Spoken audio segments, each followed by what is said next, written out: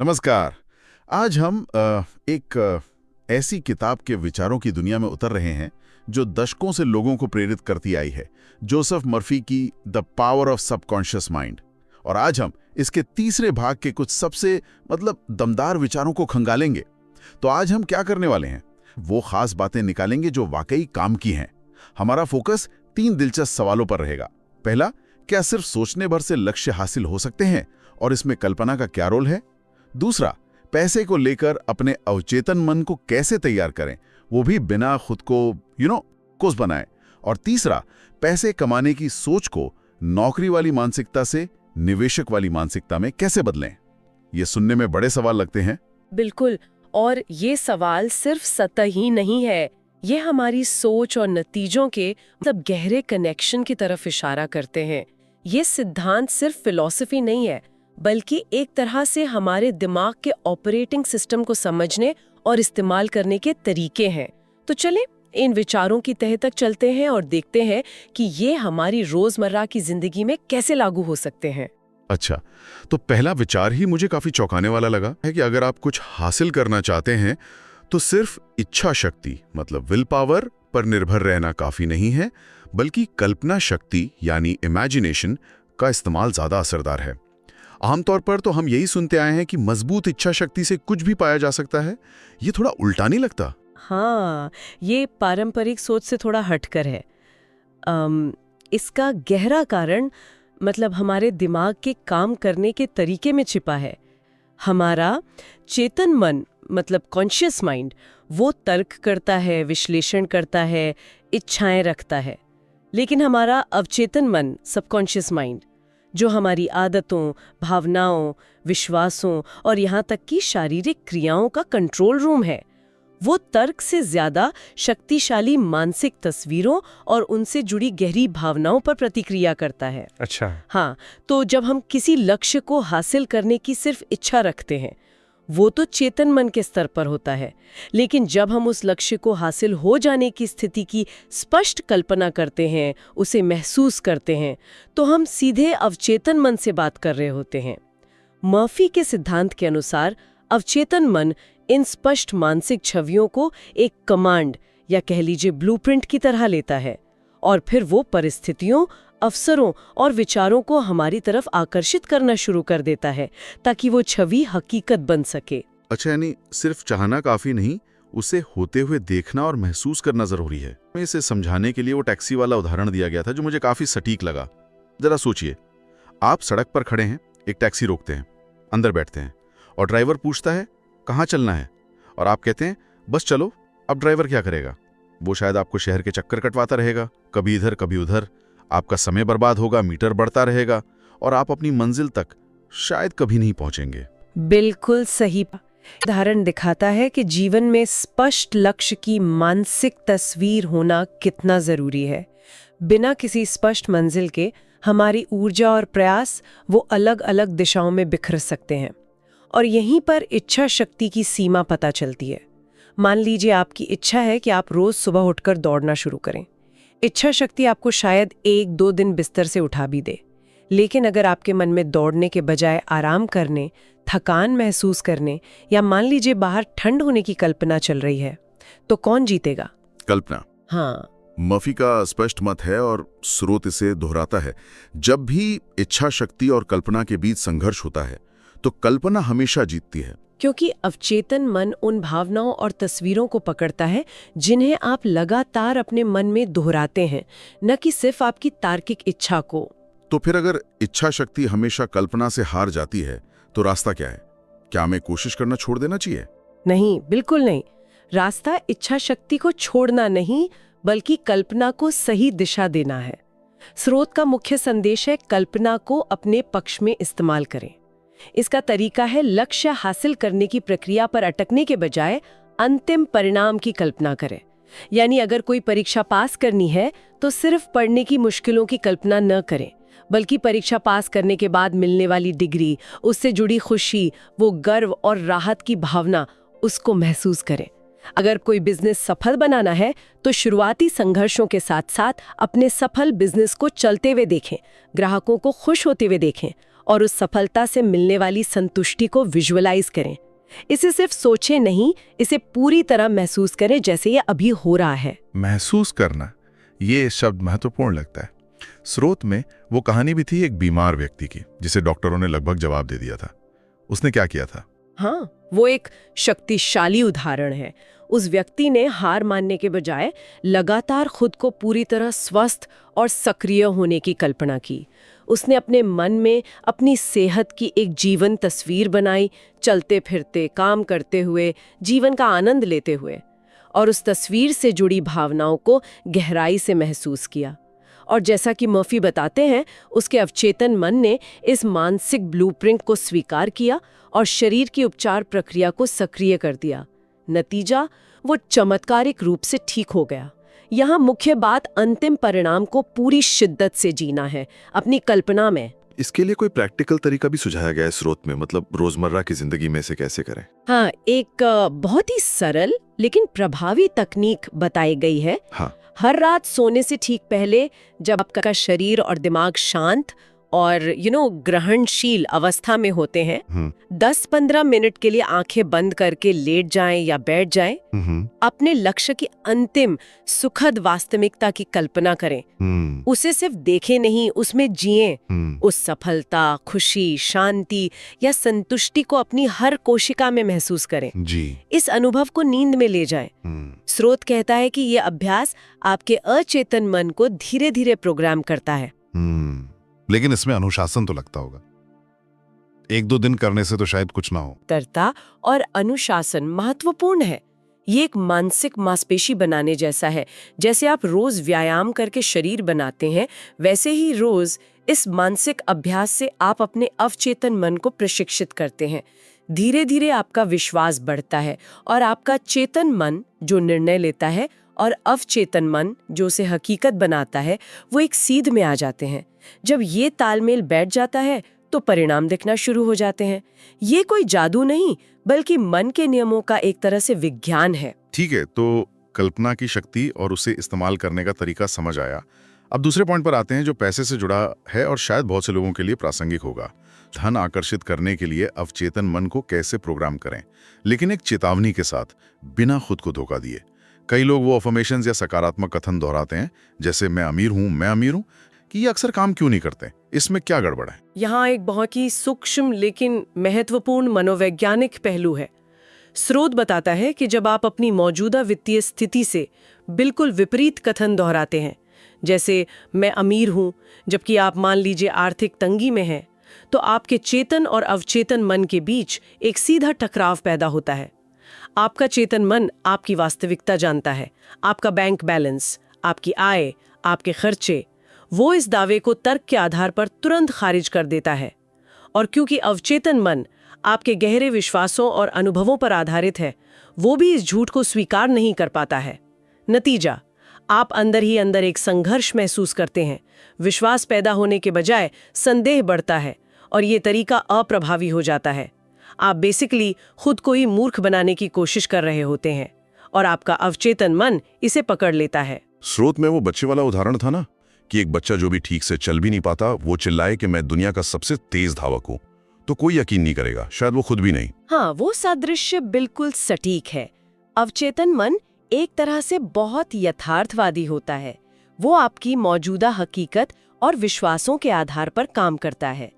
जब आपका दावा आपकी हकीकत से कोसों दूर होता है, तो वो उसे अविश्वसनीय मानकर खारिज कर देता है।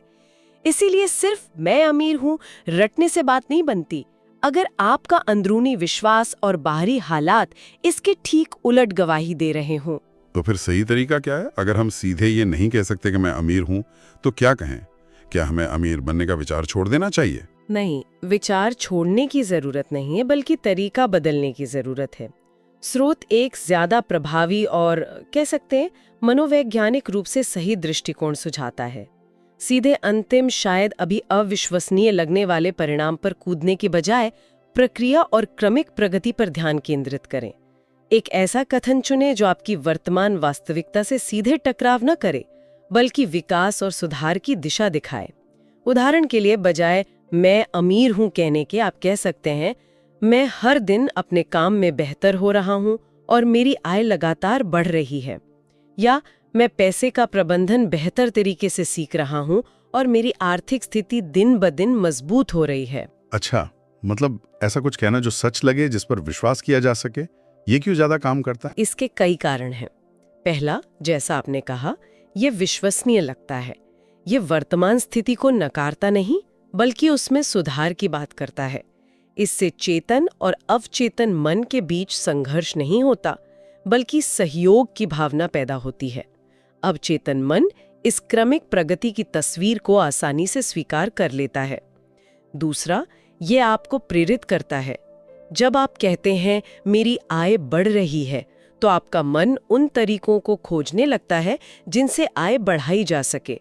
शायद बेहतर काम करना, नई स्किल सीखना या निवेश करना। तीसरा, ये एक सकारात्मक उम्मीद जगाता है जो अवसरों को आपकी ओर खींचती है। स्रोत में माली का उदाहरण भी इसी बात को पुष्ट करता है। अगर माली बीज बोकर अगले दिन कहे ये कल तक विशाल पेड़ बन जाएगा, तो यह हास्यास्पद लगेगा। लेकिन अगर वो कहे मैंने बीज बो दिया है, मैं रोज इसे पानी दूंगा, खाद दूंगा और ये धीरे धीरे अंकुरित होगा, बढ़ेगा और एक दिन पेड़ बनेगा, तो ये विश्वसनीय है। अवचेतन मन इस क्रमिक विकास की प्रक्रिया में विश्वास करता है और सहयोग करता है। इसी तरह आर्थिक प्रगति के लिए भी क्रमिक विश्वसनीय कथनों का उपयोग करना ज्यादा प्रभावी है। स्रोत ये भी संकेत देता है कि न्यूरोसाइंस के अध्ययन भी इस बात की पुष्टि करते हैं कि इस तरह के लगातार दोहराए जाने वाले विश्वसनीय और सकारात्मक कथन धीरे धीरे हमारे मस्तिष्क के न्यूरल पाथवे को रीवायर कर सकते हैं, मतलब हमारी सोच और विश्वासों को बदल सकते हैं।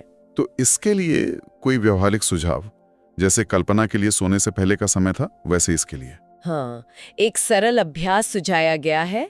रोज सुबह शायद शीशे के सामने खड़े होकर खुद से कहें, मन में या धीरे से बोलकर, मैं अपनी क्षमताओं और योग्यताओं को लगातार बढ़ा रहा हूँ और इसके फलस्वरूप मेरी आय और समृद्धि दिन प्रतिदिन बढ़ रही है। इसे सिर्फ मशीनी ढंग से न दोहराएं, बल्कि उस बढ़ोतरी, उस प्रगति की भावना को महसूस करने की कोशिश करें। अपने आप को बेहतर काम करते हुए, सीखते हुए और आर्थिक रूप से आगे बढ़ते हुए देखें। इस तरह आप अवचेतन मन को डराने या चुनौती देने के बजाय उसे अपना सहयोगी बना रहे हैं, एक साझे सफर पर साथ ले जा रहे हैं। ये वाकई एक अलग दृष्टिकोण है अफर्मेशंस को लेकर। सिर्फ रटना नहीं, बल्कि विश्वास करने लायक प्रगति पर फोकस करना। चलिए अब तीसरे और अंतिम विचार पर आते हैं, जो पैसे के साथ हमारे रिश्ते की जड़ तक जाता है। स्रोत एक बड़ा दावा करता है कि अमीर बनना या पर्याप्त धन रखना एक अधिकार है, कोई बुरी बात नहीं। यह उस आम धारणा को चुनौती देता है कि पैसा सब बुराइयों की जड़ है। बिल्कुल, और ये एक बहुत ही मूलभूत मानसिक बाधा है जिसे स्रोत दूर करने की कोशिश करता है। कई समाजों और संस्कृतियों में पैसे को लेकर एक नकारात्मक या कम से कम एक संदिग्ध सी धारणा रही है। मर्फी के विचारों के अनुसार पैसे को बिजली की तरह देखना चाहिए। बिजली अपने आप में ना अच्छी है ना बुरी, ये एक तटस्थ शक्ति है, एक ऊर्जा है। इसका उपयोग किसी का घर रोशन करने के लिए भी हो सकता है और गलत तरीके से नुकसान पहुंचाने के लिए भी। दोष बिजली का नहीं, उसके उपयोगकर्ता की नीयत का है। सही बात है। इसी तरह पैसा भी एक साधन है, एक ऊर्जा है। इसे बुरा या अपवित्र मानना आपके अवचेतन मन में इसके प्रति एक प्रतिरोध पैदा करता है, जो अनजाने में इसे आपके जीवन में आने से रोक सकता है। सोच बदलनी होगी। पैसा एक उपयोगी, शक्तिशाली और तटस्थ उपकरण है। और स्रोत ये भी कहता है कि कई लोगों की आर्थिक उन्नति ना होने का एक कारण उनकी कर्मचारी मानसिकता है, मतलब एम्प्लॉय माइंडसेट। इसका क्या मतलब है? कर्मचारी मानसिकता का मतलब है अपनी आय को केवल एक निश्चित मासिक वेतन या घंटे के हिसाब से मिलने वाले पैसे तक सीमित देखना। ऐसे लोग अक्सर नौकरी की सुरक्षा, पेंशन और एक नियमित आय पर ज्यादा ध्यान केंद्रित करते हैं। वे अपनी आय को सक्रिय रूप से बढ़ाने के तरीकों के बारे में कम सोचते हैं और वित्तीय जोखिम लेने से मतलब कतराते हैं। उनका मुख्य लक्ष्य होता है अपनी नौकरी और आय को बचाए रखना। इसमें कुछ गलत नहीं है, लेकिन स्रोत के अनुसार यह मानसिकता धन सृजन यानी वेल्थ क्रिएशन के लिए अनुकूल नहीं है। तो फिर इसका विकल्प क्या है? स्रोत किस मानसिकता की बात करता है? विकल्प है निवेशक माइंडसेट, यानी इन्वेस्टर माइंडसेट। ये मानसिकता सिर्फ आय बचाने या सुरक्षित रखने पर नहीं, बल्कि उसे बढ़ाने पर केंद्रित होती है। निवेशक मानसिकता वाला व्यक्ति पैसे को सिर्फ खर्च करने की चीज नहीं मानता, बल्कि उसे एक ऐसे कर्मचारी के रूप में देखता है जो उनके लिए और पैसा कमा सकता है। वे सीखते हैं कि पैसे को काम पर कैसे लगाया जाए, निवेश के माध्यम से, बिजनेस बनाकर या ऐसे एसेट्स बनाकर जो आय उत्पन्न करें।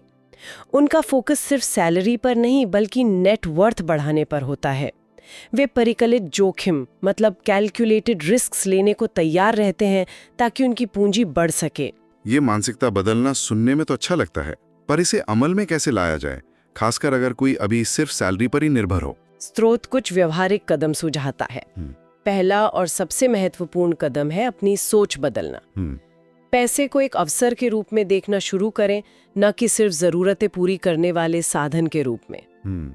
दूसरा कदम है, चाहे आय कितनी भी हो, उसमें से बचत करने की आदत डालना और फिर उस बचत को सिर्फ बैंक में रखने के बजाय निवेश करना सीखना। यहाँ पर स्रोत सिस्टमैटिक इन्वेस्टमेंट प्लान यानी SIP का जिक्र करता है। मतलब हर महीने एक तय रकम, चाहे छोटी ही क्यों न हो, म्यूचुअल फंड जैसी योजनाओं में निवेश करना। SIP आजकल काफी पॉपुलर है। बिल्कुल। या फिर अगर जानकारी और समझ हो तो सीधे स्टॉक मार्केट में लंबी अवधि के लिए निवेश करना। तीसरा तरीका हो सकता है अपनी स्किल्स का इस्तेमाल करके आय का कोई अतिरिक्त स्रोत बनाना, जैसे फ्रीलांसिंग, कंसल्टिंग या कोई छोटा ऑनलाइन बिजनेस। मुद्दा यह है कि आपकी आय का स्रोत सिर्फ आपकी सक्रिय मेहनत यानी एक्टिव इनकम न हो, बल्कि आपकी पूंजी से भी आय मतलब पैसिव इनकम आने लगे। स्रोत में वो एक कहानी भी थी ना, किसी दोस्त की जिसने छोटी SIP से शुरुआत की थी। हाँ, वो एक बहुत प्रेरक उदाहरण है। एक व्यक्ति जिसकी मासिक आय लगभग 50,000 थी, उसने सिर्फ 5,000 रुपये प्रति माह की SIP शुरू की। उसने इसे अनुशासन के साथ कई सालों तक जारी रखा और चक्रवृद्धि ब्याज की शक्ति मतलब आपके निवेश पर कमाया गया मुनाफा भी फिर से निवेश होकर और मुनाफा कमाता है। उसने अपना काम किया। 10 वर्षों में उसकी वो छोटी सी नियमित बचत लाखों रुपए के फंड में बदल गई। ये कहानी दिखाती है कि शुरुआत छोटी हो सकती है, लेकिन निवेशक मानसिकता, निरंतरता और समय की ताकत मिलकर बड़ा परिणाम दे सकती है। ये पैसे को अपने लिए काम पर लगाने का एक क्लासिक उदाहरण है। तो संक्षेप में तीसरा मुख्य विचार ये है कि धन के प्रति अपनी मानसिकता को बदलें। इसे एक तटस्थ और उपयोगी साधन समझें। कर्मचारी वाली सिर्फ सुरक्षित रखो की सोच से आगे बढ़कर निवेशक वाली इसे बढ़ाओ और काम पर लगाओ की सोच अपनाएं। स्रोत के अनुसार पर्याप्त धन प्राप्त करना न केवल संभव है, बल्कि यह हमें अपने जीवन को बेहतर बनाने, दूसरों की मदद करने और अपने बड़े लक्ष्यों को प्राप्त करने में सक्षम बनाता है। इसलिए ये एक तरह का अधिकार है जिसे सही मानसिकता और प्रयासों से हासिल किया जा सकता है। वाकई आज हमने काफी गहरी बातें की। अगर मैं संक्षेप में कहूं तो इस वीडियो सारांश से हमने जोसेफ मर्फी के विचारों के आधार पर 3 मुख्य बातें सीखी। पहला, लक्ष्य पाने के लिए सिर्फ इच्छा नहीं, बल्कि अंतिम परिणाम की स्पष्ट और भावनात्मक कल्पना करना ज्यादा शक्तिशाली है, क्योंकि ये सीधे अवचेतन मन पर असर डालता है। दूसरा, धन के लिए अवचेतन मन को प्रोग्राम करने का सही तरीका अविश्वसनीय दावे दोहराना नहीं, बल्कि क्रमिक प्रगति वाले विश्वसनीय कथन अपनाना है जो आंतरिक संघर्ष पैदा ना करें। और तीसरा, पैसे को बुराई या डर की नजर से देखने के बजाय एक तटस्थ साधन के रूप में देखना और कर्मचारी मानसिकता से निवेशक मानसिकता की ओर बढ़ना, ये आर्थिक स्वतंत्रता की कुंजी है। बिल्कुल सही सारांश। ये तीनों सिद्धांत आपस में जुड़े हुए हैं और दिखाते हैं कि हमारी बाहरी दुनिया काफी हद तक हमारी आंतरिक दुनिया, हमारे विचारों, विश्वासों और कल्पनाओं का प्रतिबिंब है। और इन सब बातों से एक विचार और उभरता है जिस पर शायद हम सब सोच सकते हैं। स्रोत हमें पैसे को एक साधन मानने के लिए प्रोत्साहित करता है। तो सवाल यह है, अगर धन केवल एक साधन है, एक उपकरण है, तो अपने जीवन के किन क्षेत्रों को बेहतर बनाने या किन सपनों को पूरा करने के लिए इस साधन का उपयोग करना चाहेंगे, जिसकी आपने पहले शायद गंभीरता से कल्पना भी नहीं की थी? ये सोचने के लिए एक शक्तिशाली प्रश्न है कि अगर पैसा सिर्फ एक टूल है तो हम इससे क्या निर्माण करना चाहेंगे। उम्मीद है कि आज की इस चर्चा ने आपको भी सोचने के लिए कुछ नया दिया होगा और शायद अपने अवचेतन मन की शक्ति का उपयोग करने के लिए प्रेरित किया होगा। अगली बार तक अपने मन की गहराइयों को खंगालते रहें और नई संभावनाओं की तलाश करते रहें। नमस्ते।